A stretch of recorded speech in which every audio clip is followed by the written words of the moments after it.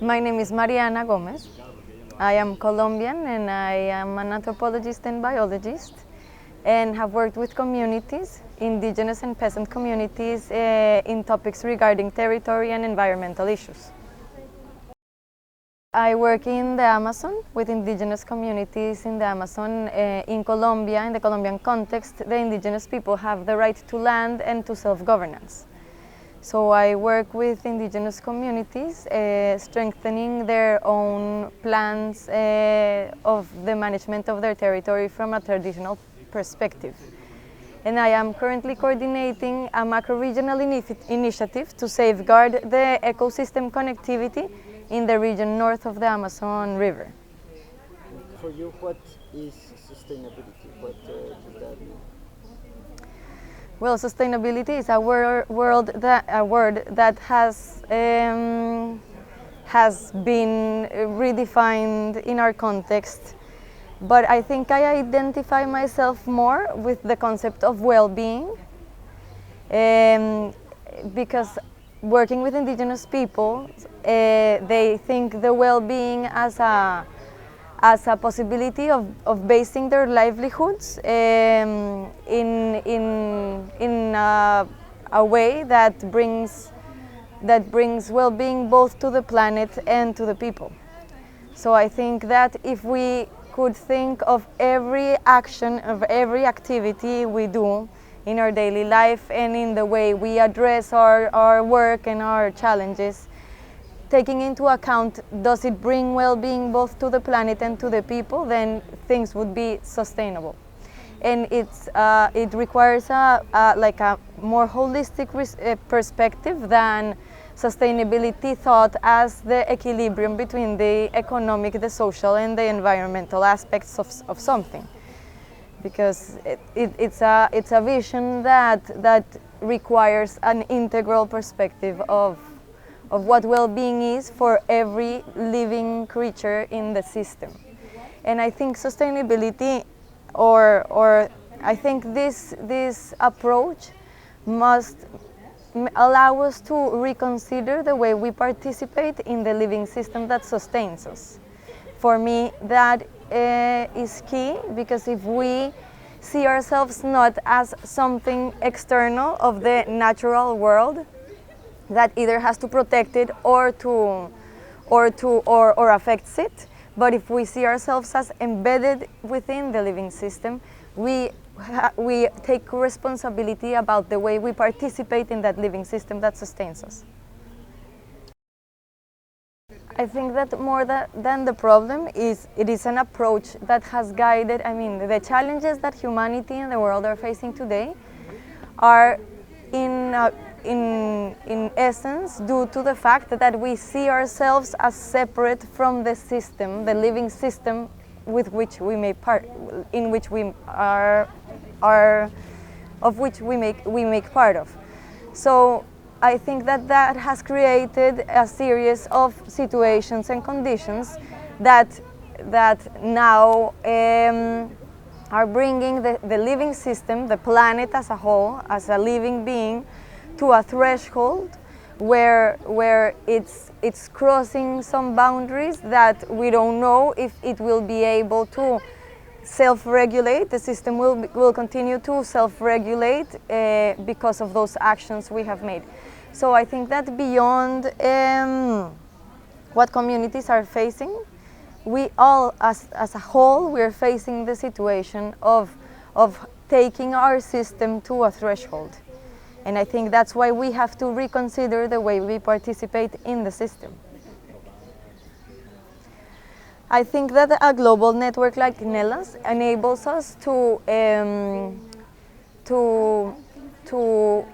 create the spaces to rethink the way we are participating, and that it is a platform in which local successful stories or local conflicts can gain a global scope and visibility and nurture from other perspectives of other cultures around the world.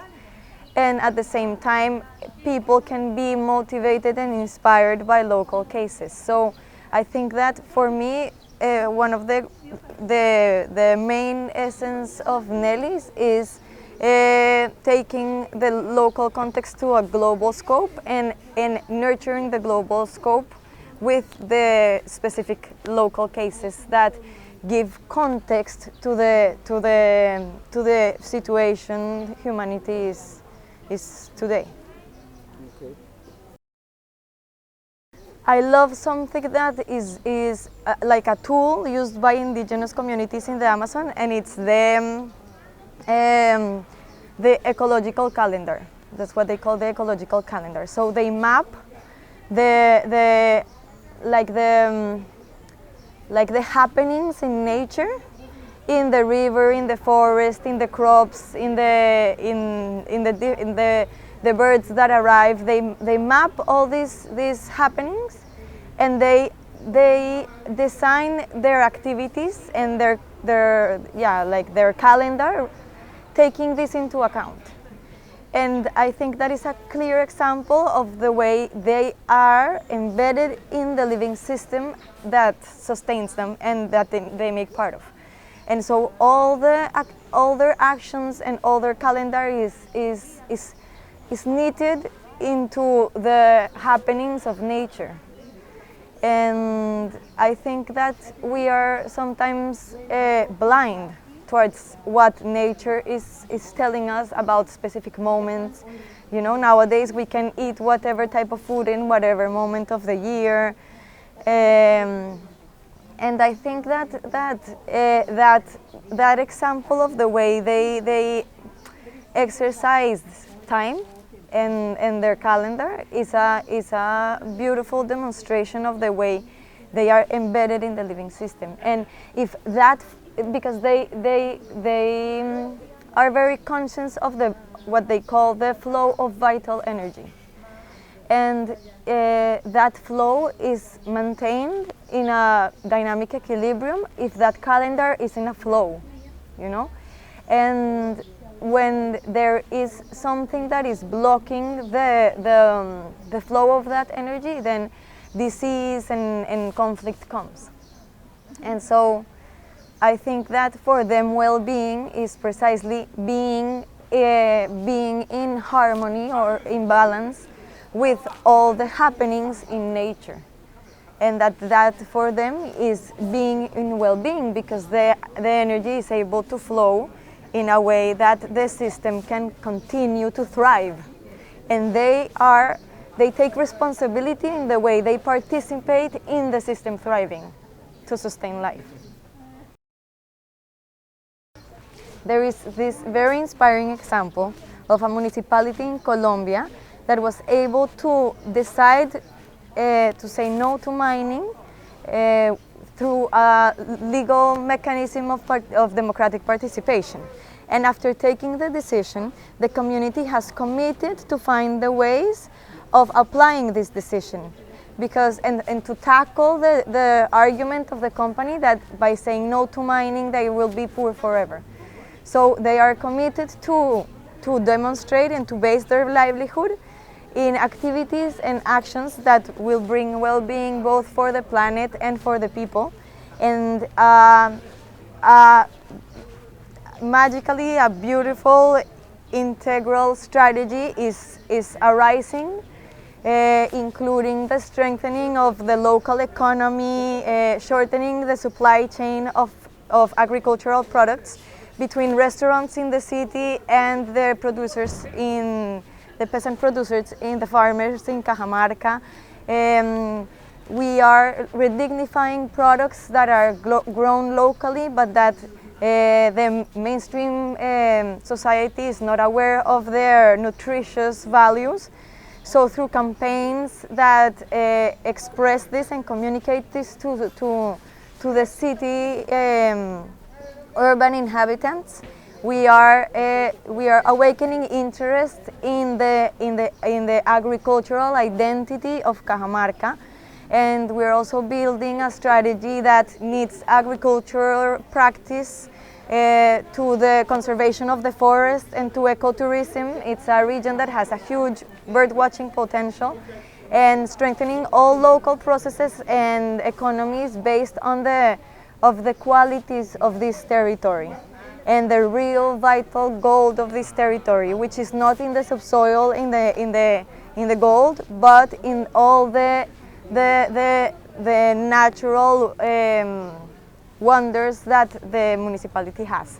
This municipality is called Cajamarca in the region of Tolima in Colombia, and we consider that by showcasing this successful case through a network like Nelis, we will be giving visibility to an inspiring story that may inspire other people around the globe to really take action and accountability in the decisions that will affect their future. And as well, Nelis can be an opportunity for Cajamarca to tackle the thought that by saying no to mining, they're blocking development. There are other ways of bringing well-being and livelihoods and development to a municipality, and Cajamarca is proving that it is a real possibility to envision a future beyond extractivism and beyond the use of non-renewable resources. So we are looking forward to strengthening this connection between Cajamarca and a global platform like Nelis, and a global network that will help us launch this case as a successful story of inspiring people taking action in the decisions that will affect their future.